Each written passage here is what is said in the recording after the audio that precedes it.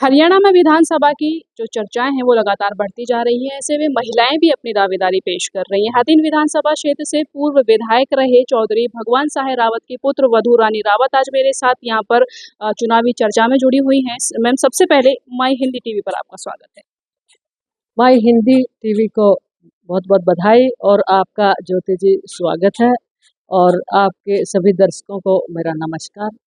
और आपके father in law Hathin से पूर्व विधायक रहे 2 बार। किस तरह के उन्होंने विकास कार्य करवाए, किस तरह से जो है जो जनता की समस्याओं का जो उन्होंने निदान किया, समाधान किया? मेरे फादर इन लॉ इस इलाके के लिए एक मान और सम्मान का प्रतीक रहे हैं और इस इलाके के लोग ये कहते हैं कि रावतपाल को जनाने वाले या मतलब पॉपुलराइज करने वाले चौधरी भगवान साहे रावत रहे हैं और वो 2 बार विधायक रहे हैं 1987 में और 2000 में। तो उन्होंने जैसा कि मैं 2000 और 2000 से 2005 वाले टर्म में तो मेरी शादी हो गई थी, तो मैंने जैसे उनकी कार्यशैली देखी और 87 का लोग बताते हैं कि उन्होंने इतने काम किए, मतलब वो कभी एक सेकंड भी सोते हुए भी ये इलाके के बारे में सोचते रहते थे। कभी मैंने उनको रेस्ट करते हुए नहीं देखा और हमेशा पब्लिक के बीच में रहे। और उन्होंने, अगर हम बात करें शिक्षा की, तो पॉलिटेक्निक उटावड़ है, ये उन्हीं की देन है।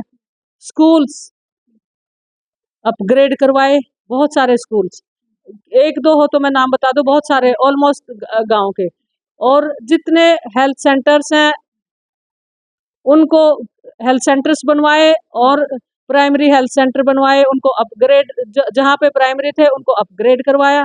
और एक जो नेटवर्क रोडों का था, कीचड़ से सना हुआ इलाका होता था, आपस में एक गांव के दूसरे गांव से कनेक्टिविटी नहीं थी, तो एक रोड का जो नेटवर्क है, जो जाल है, उन्होंने बिछवाया। और ये सब चौधरी ओम प्रकाश चौटाला जी के आशीर्वाद से, क्योंकि उन्होंने उनको बहुत मजबूत विधायक बना के रखा और उनका हमेशा आशीर्वाद रहा। और उन्होंने जब भी जो भी काम कहा, चौधरी ओम प्रकाश चौटाला तुरंत प्रभाव से वो काम करते थे। और जहाँ पानी की बात करें तो रेन्यूएबल परियोजना भी उन्हीं की देन है। और उसके बाद बच्चों की अगर रोजगार की बात करें तो जितने भी आपको पुलिस में कांस्टेबल्स हैं, और अब तो वो बहुत सारे, कोई एसएचओ बन गया, कोई कुछ बन गया, कोई मतलब प्रमोशन होते गए, और मास्टर्स और पब्लिक हेल्थ वर्क्स में बहुत सारे। यही कारण है कि जनता आज भी उन्हें याद करती है, उनके कार्यकाल को। काम करने वालों को याद किया जाता है और हमें मतलब जो भी याद करता है उसका मेन रीजन ये होता है कि हम उनके काम आते हैं।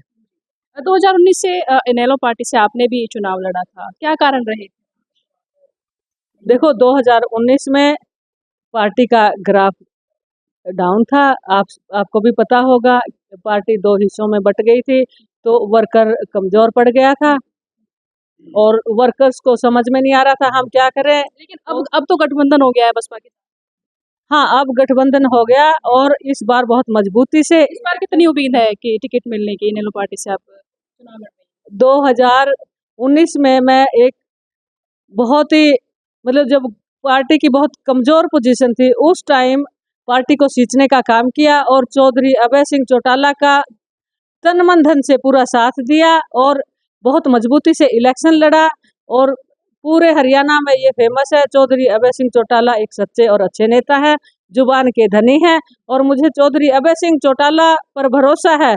जो उनके सिपाही 2019 के थे, मेरी बात नहीं कर रही मैं, उन सभी नेताओं का मैं उन सभी नेताओं का को ये भरोसा दिलाना चाहती हूँ कि चौधरी अभय सिंह चौटाला जो नए आए हैं उनको अलग से इम्पोर्टेंस देंगे, लेकिन 2019 वालों को नहीं भूलेंगे।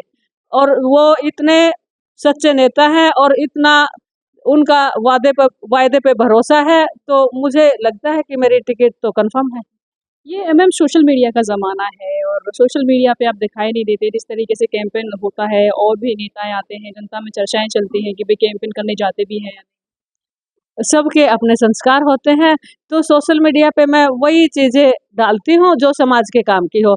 मैं किसी गमी खुशी में जाती हूँ और मैं फ़ोटो खींच के डालूँ, वो मुझे शोभा नहीं देता। मैं इस तरीके की चीज़ों से बचती हूँ।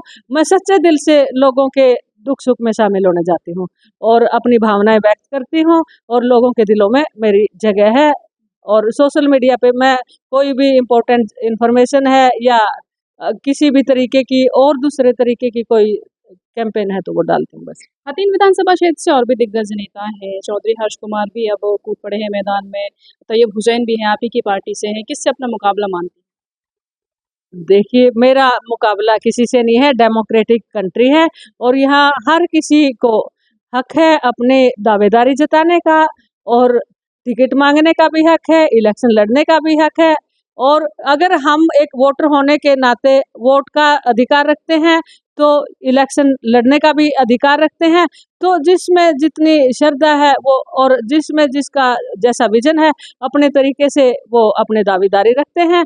और मेरी भी दावेदारी है और मुझे लगता है मेरी टिकट तो कन्फर्म है और मेरा मुकाबला किसी से नहीं है, जनता का आशीर्वाद है और मुझे विश्वास है जनता मेरे ऊपर विश्वास जताएगी और अपने वोट से मुझे विजयी बनाएगी। आप एक शिक्षित महिला हैं और शिक्षा को लेकर के हथीन विधानसभा क्षेत्र में आपको क्या लगता है किस तरह की कमी है रोजगार की और शिक्षा की? शिक्षा एक इम्पोर्टेंट एस्पेक्ट है लाइफ को। शिक्षा आदमी को सशक्त बनाती है, हर तरीके से मजबूत बनाती है और अगर क्वालिटी एजुकेशन हो तो क्वालिटी एजुकेशन का मतलब होता है आपकी कागजी नॉलेज और साथ में आपके संस्कार। तो वो सारी चीज़ें साथ में चलेंगी और शिक्षा अच्छे टीचर हों स्कूलों में क्योंकि अब हम देख रहे हैं कि स्कूल हैं, लेकिन उसमें टीचर नहीं हैं और अलग-अलग सब्जेक्ट्स हैं, तो सब्जेक्ट्स के टीचर नहीं है। मान लो मैथ का टीचर नहीं है, साइंस का टीचर नहीं है, तो कहाँ से डॉक्टर, इंजीनियर बनेंगे?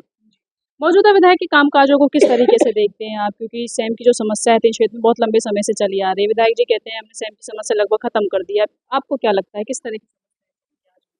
ये सेम की समस्या कोई बहुत बड़ी समस्या नहीं है, लेकिन एक टेक्नोलॉजिकल इनोवेशन की ज़रूरत है और इस इलाके में ये बहुत बड़ी समस्या बनी हुई है। अगर कहीं पे एक्स्ट्रा पानी या कहीं पे सीपेज है, तो वेल बना के उसका ड्रेनेज कहीं ऐसी जगह छोड़ो जहाँ पे पानी की कमी है। तो दोनों जगह और उसके लेवलिंग का ध्यान रखते हुए, तो जहाँ सूखा है वहाँ पानी की पूर्ति होगी, जहाँ सीपेज है वहाँ बैलेंस होगा। लेकिन जहाँ पे सीपेज है वहीं पे वेल खोद के वो कितना इकट्ठा हो जाएगा उसमें। तो एक उसकी उसकी कैरिंग कैपेसिटी है, मतलब यूँ कहते हैं हद है। जब हद हो जाती है तो फिर ओवरफ्लो होता है। तो कुआँ खोदना तो एक सॉल्यूशन नहीं है। एक आखिरी सवाल, अगर पार्टी टिकट नहीं देती है तो निर्दलीय लड़ेंगी या फिर बगावत? नहीं, मुझे 1% भी डाउट नहीं है पार्टी टिकट देगी क्योंकि पार्टी आला-कमान को पता है कितने सच्चे सिपाही रहे हैं और मुझे उनकी ज़ुबान पे भरोसा है, ज़ुबान के धनी हैं और ऐसा हो ही नहीं सकता। हथीन विधानसभा क्षेत्र से ये रानी रावत जी मेरे साथ मौजूद रही है चुनावी चर्चा में आज हमारे साथ जुड़ी हैं। हथीन विधानसभा क्षेत्र से दावेदारी ठोक रही हैं और शिक्षा और रोजगार को लेकर के विशेष कार्य करना चाहती हैं। तमाम मुद्दे हमारे सामने इन्होंने रखे हैं। इस तरह की चुनावी चर्चाएं आपके सामने लगातार आती रहेंगी। आप बने रहें मैं हिंदी टीवी के साथ।